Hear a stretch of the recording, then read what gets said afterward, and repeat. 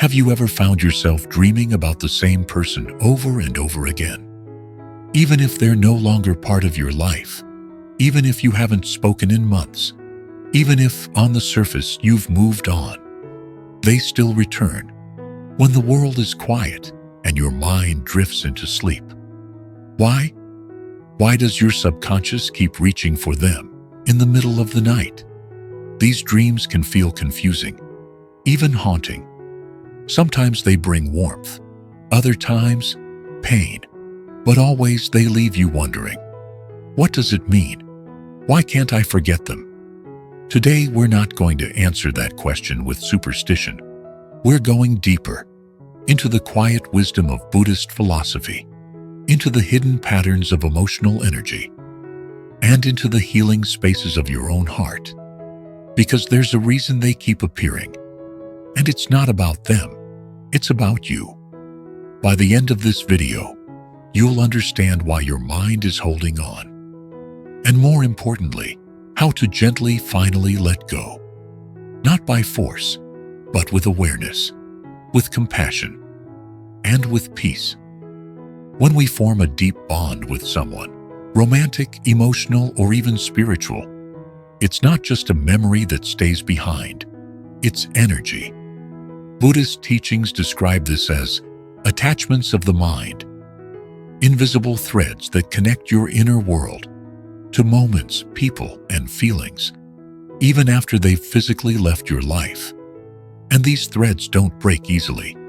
They become emotional echoes, like a song stuck in your head, playing softly in the background of your thoughts, your heart, and yes, your dreams.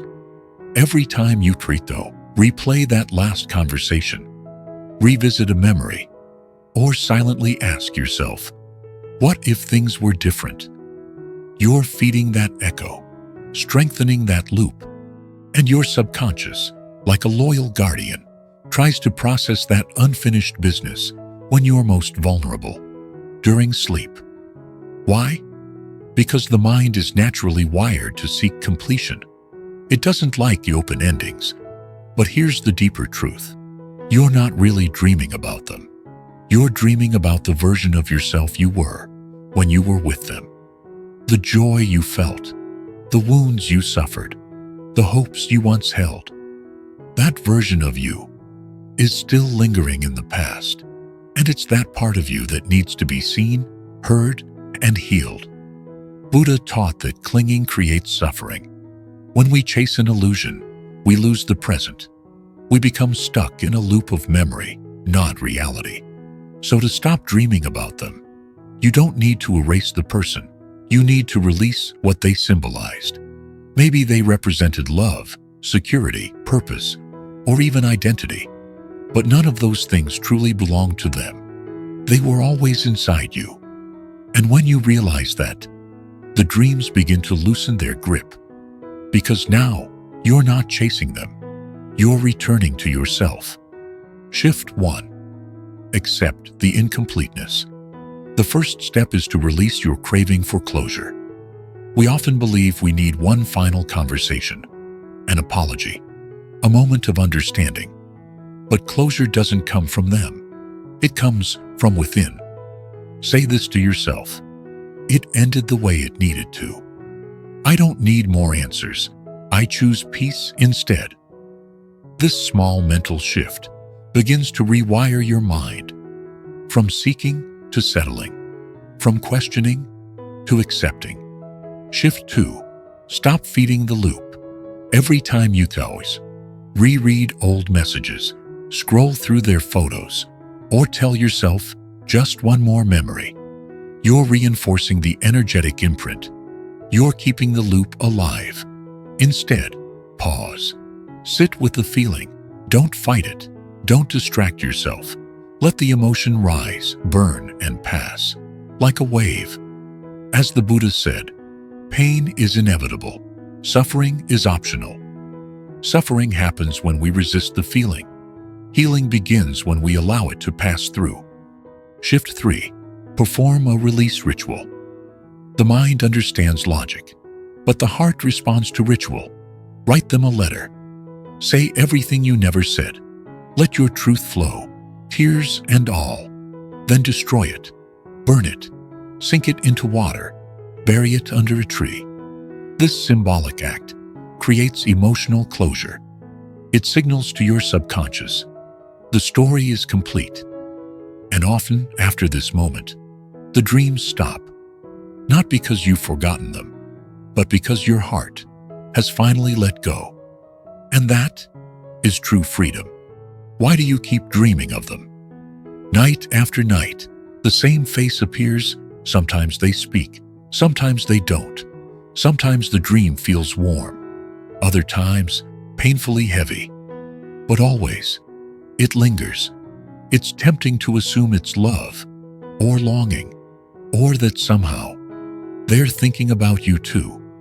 And while that's possible, the truth runs deeper. In Buddhist thought, the mind is not simply a machine that shuts off at night. It's a mirror.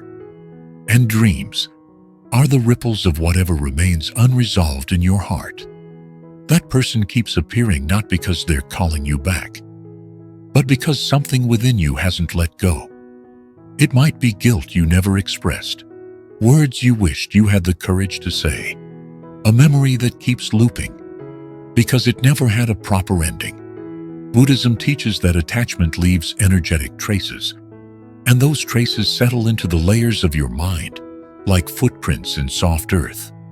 Your conscious self may be trying to move on, but your subconscious, your deeper self, is still carrying weight. You may not even realize it. Sometimes it's not about wanting them back. It's about needing closure, peace, or forgiveness. As Buddha said, nothing ever goes away until it has taught us what we need to know. So, when they appear in your dreams, it's not a haunting, it's a lesson, a gentle signal from your inner world. Look here, this needs your attention. Not for them, but for you. Your healing, your freedom, your peace. Dreams aren't asking you to chase the past. They're asking you to finally face it, not to reopen old wounds, but to understand them, so they can truly close. And only then do the dreams begin to fade. The goal was never to erase them completely from your dreams. It was to understand why they appeared in the first place. You're not being haunted. You're not cursed. You're healing. These dreams, these quiet returns in the middle of the night, they are not punishment. They are messages. Each one is your soul whispering, there's something inside you that wants to be seen, felt, and finally released. You see, in Buddhism, dreams are often understood as reflections of our karma, not punishment karma, but unfinished emotional cycles. A person you dream about again and again may not be your destiny, but a mirror showing you the version of yourself you were when you were with them, the wounds you haven't tended to, the emotions you buried because they were too heavy to hold in the daylight. When we ignore our emotional truths during the day, they return to us at night, quiet, symbolic, and persistent. But here's the hope. When you do the inner work, when you stop chasing the person and start facing the feeling, the dreams change. They become lighter, they fade, or they stop altogether. Not because the past disappears, but because your relationship to the past evolves. You no longer need the dream to wake you up, because you've already awakened yourself. And at that moment, your soul feels safe, safe to rest, safe to move forward. Buddha once said, "Peace comes from within. Do not seek it without." The person in your dream wasn't your peace. They were the path that led you back to it. And now, the healing is yours. If you've been dreaming of someone night after night, don't fear it, don't chase it, and most importantly, don't numb it. Instead, listen. Your subconscious isn't trying to hurt you. It's trying to guide you toward healing, toward release, toward toward the version of you who no longer needs to hold on. You don't need to erase the memories. You only need to free yourself from the weight they carry. Let me ask you, have you ever dreamt of someone for weeks and didn't know why? Share your story in the comments. You're not alone. If this video brought you even a small moment of clarity, tap that like button. Share it with someone who still wakes up heavy. And subscribe for more soul-deep healing, grounded in timeless Buddhist wisdom.